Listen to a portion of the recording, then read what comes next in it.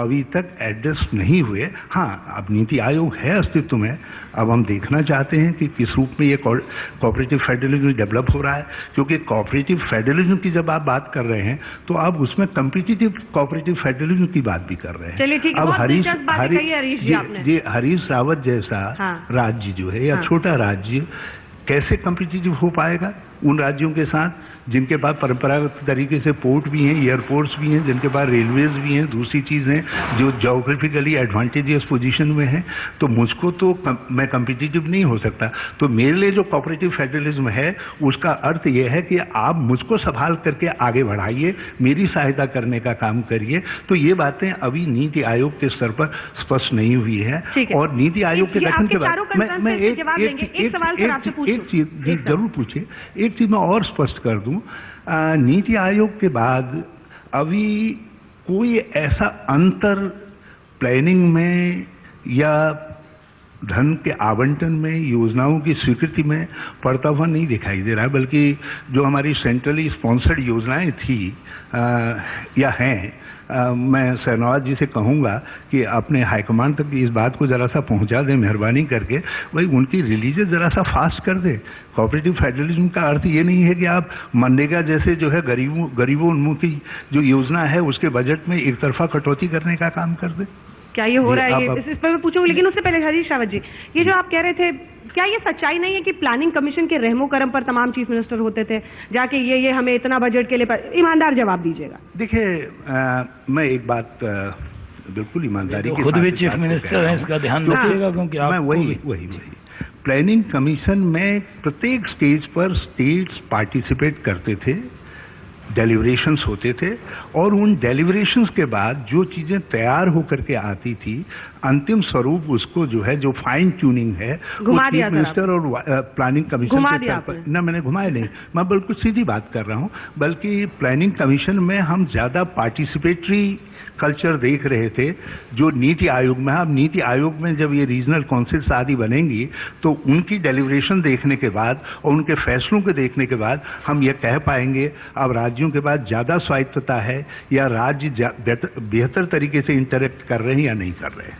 घुमा दिया आपने, पूरा ही घुमा दिया। शाहनवाज जी, ये दिल्ली के बाद जरा मन सहमा हुआ है, क्योंकि अब सारे राज्य ऐसे हाथ पैर फैलाएंगे अपने, और ये सारे मुख्यमंत्री अब चौड़े होकर बात करेंगे, क्योंकि आज भी राष्ट्रपति के अभिभाषण में कुछ ऐसे बिग टिकट रिफॉर्म्स की बात नहीं आ रही है। तो बैकफुट पर नहीं, बैकफुट पे नहीं है। ये सही है कि रावत जी अच्छे इंसान हैं, लेकिन कांग्रेस के नेता भी हैं और चीफ मिनिस्टर भी हैं। तो एक साथ रावत जी कई जिम्मेदारी पे हैं। एज ए चीफ मिनिस्टर ज़रूर उनसे सलाह हुई है, और अभी जो उन्होंने जवाब दिया उसमें है कि प्रधानमंत्री के घर पर मीटिंग हुई है, और रावत जी के सवाल में ही जवाब छुपा है कि अभी तो ये शुरुआत है। वो कह रहे हैं कि आपने पार्टनर बनाया और उन्हीं से नहीं पूछा? नहीं, उनसे पूछ नीति आयोग बनाया और नीति आयोग बनने से पहले 7 रेस कोर्स पर सारे चीफ मिनिस्टर को बुलाकर बातचीत हुई, और नीति आयोग तो अभी अभी बना है। लेकिन रावत जी जो कह रहे हैं, जो मैंने कहा, जब आप फैसला ले चुके थे, हमको फैसले की जानकारी देने के लिए बुलाया गया, फैसला लेने के लिए उसमें सहभागिता के लिए नहीं बुलाया गया। उसके बाद वो फैसला चाय पर चर्चा हुई? चाय पर चर्चा? जी, चाय पर चर्चा हुई थी। हमसे कहा कि ये नीति आयोग, चाय तो हम लोगों का पेटेंट हम लोगों ने करा लिया, नीति आयोग में हम ये इम्प्रूवमेंट लाएंगे। तो इसका अर्थ स्पष्ट था कि वो निर्णय कर चुके थे। चाय पर फैसला यदि उसमें आम सहमति या पूर्ण सहमति के आधार पर होना होता तो ज्यादातर मुख्यमंत्री, जिसमें बिहार के मुख्यमंत्री उस समय के जो आज आपके बगलगीर है, उन्होंने तक प्रबल रूप से विरोध किया था नीति योजना आयोग को समाप्त करने का और नीति आयोग के गठन का।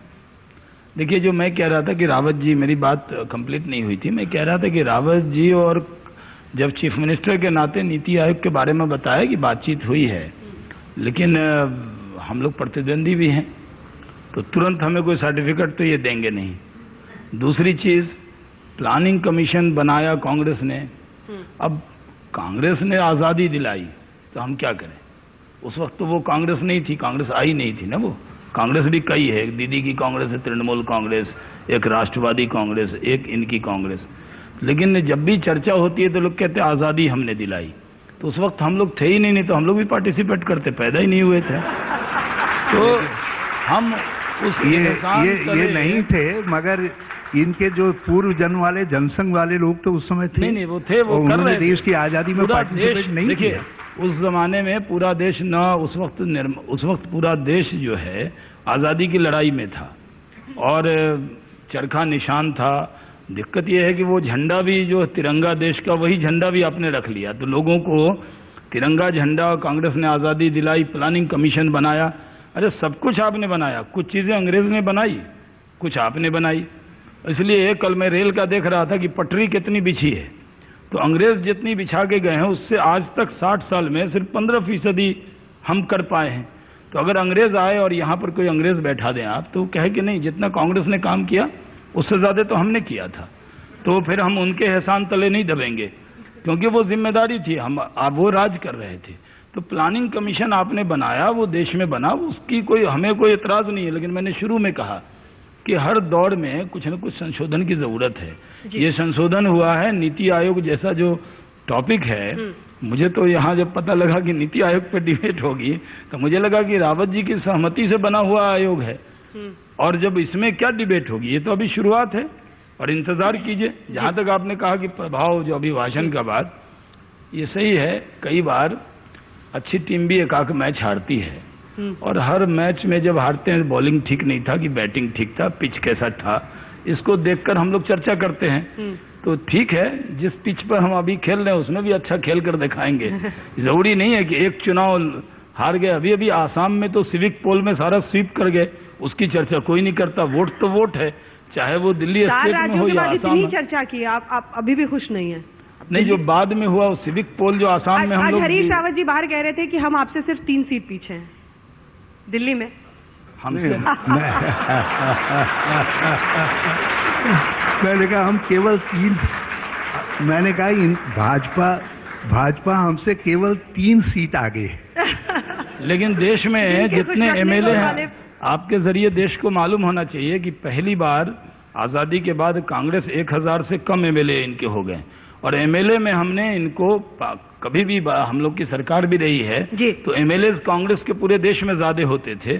पहली बार भारतीय जनता पार्टी ने उसमें भी लीड ले ली है। जी, अब मैं अजय जी के पास आना चाहती हूँ, क्योंकि मैं नहीं चाहती हूँ कि जो नीति आयोग में या देश में हो रहा है वो अनदेखी इस पैनल में कम से कम। छोटी सी बात स्पष्ट कर दूं, शाहनवाज जी ने इस बात को बड़े जोर शोर से कहा कि भाई हम क्या करें, उस समय कांग्रेसी थी और कांग्रेस ने तय किया और कांग्रेस ने झंडा भी रख लिया। अब कांग्रेस भाजपा की तरीके से नहीं है कि जनसंघ नहीं चली तो जनता हो गए, जनता नहीं चली तो भारतीय जनता पार्टी हो गए। अब ये तो जो है हर मुकाम के लिए, हर मुहिम के लिए अलग अलग कोड भी बदल देते हैं, तो हम इनकी तरीके से बदलने के आदी नहीं हैं। हम जहाँ हैं, जो हमारी नीतियाँ हैं, हम उस पर शाश्वत तरीके से खड़े रहते हैं, और आज भी वही हैं जो आजादी। लेकिन अगर आप बदलेंगे नहीं, आज भी जो बुनियादी नीतियाँ हैं वही हैं, लेकिन उसमें समय के साथ जो इम्प्रूवमेंट करना है, कांग्रेस एक समय के साथ उन पर इम्प्रूवमेंट करते रहती है। आगे भी देखिएगा आगे क्या होता है। देखिए, बदलाव अच्छे चीज के लिए होता है रावत जी। अगर कांग्रेस बदलेगी नहीं तो जनता आपको बदल देगी। नहीं, ये बात, अगर आप बदलने को तैयार नहीं है हमने तो जनता आपको बदल के दिखाएगी। जनता ने हमको 1977 में भी बदला, 1989 में भी बदला, हमको 1986 में भी बदला, 96 में भी बदला, और मगर कांग्रेस अपनी जगह पर खड़ी रही और कांग्रेस ने समय की गति को समझने की कोशिश की, अपने को उसके अनुसार जरा सा रीमॉडल किया अपनी बुनियादी नीतियों पर खड़े रहते हुए, तो 2004 में हमको फिर लाए, और हम उम्मीद करते हैं कि 2019 में हमको फिर से लोग लेके करेंगे तब ना लाएंगे। आप कुछ करेंगे नहीं, ऐसे लाएंगे। अरे आप जैसे चिंतक है तो क्यों नहीं करेंगे हम?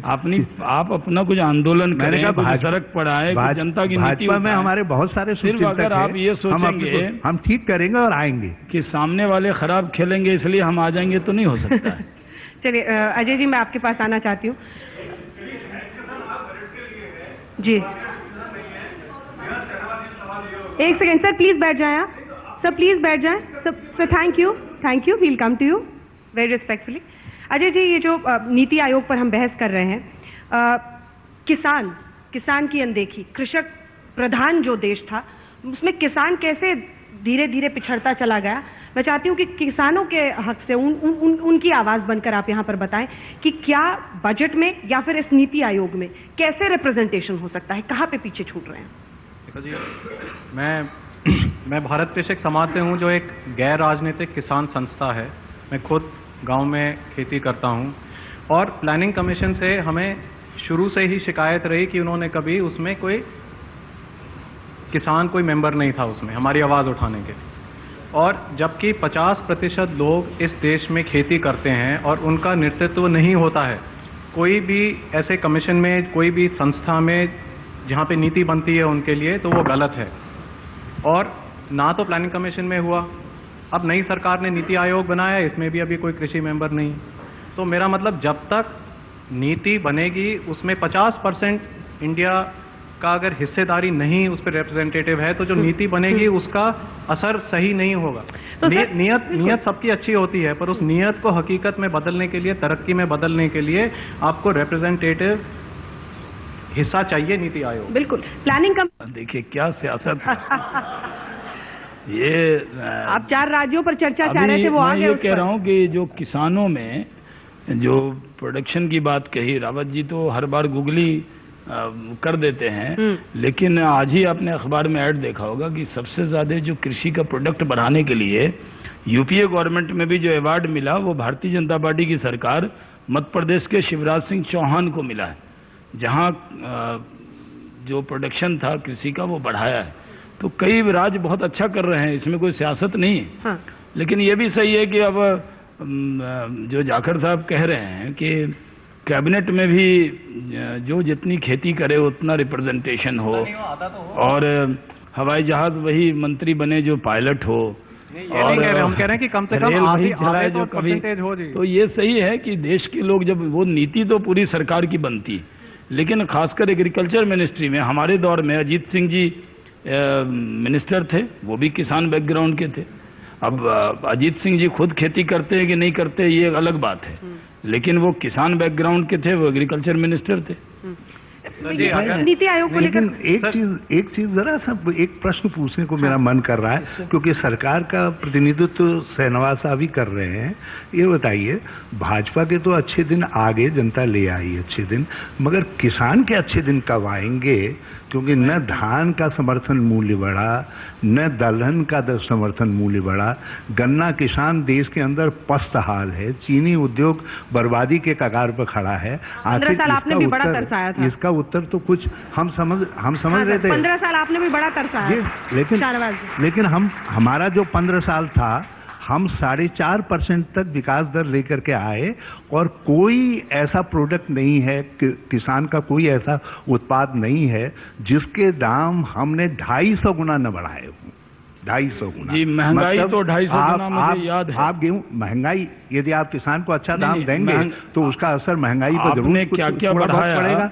आप किसान के दाम, कृषि उत्पाद के दाम नियंत्रित करके महंगाई को नियंत्रित कर रहे हैं, किसान की कमर तोड़ करके आप समझते हैं कि आप अर्थव्यवस्था को मजबूत कर रहे हैं। तो मैं इस सिद्धांत को, हो सकता है यहाँ की ऑडियंस बाय करना चाह रही हो, लेकिन मैं कम से कम बाय करने के लिए। इसमें तो मेरा जवाब बनता है लोगों के सवाल। देखिए, आपने क्या क्या देश में बढ़ाया, इसकी चर्चा का समय कम है और देश ने उसका जवाब भी दिया है। अभी दूसरी चीज, दिल थाम के बैठिए, आपका समय भी आ रहा है। अभी जो किसानों के लिए जो समर्थन मूल्य है बढ़ाने की बात है, सरकार का अभी बजट आने वाला है, और ठीक इस डिबेट में आप उसी पर चर्चा भी कर रहे हैं। हाँ। ठीक है, नीति आयोग पे चर्चा करने के साथ साथ पूरे बजट पे चर्चा कर रहे हैं, और बजट जो होता है सरकार, और सरकार चलती है सियासत से, इसलिए कुछ सियासी बात भी हो रही है।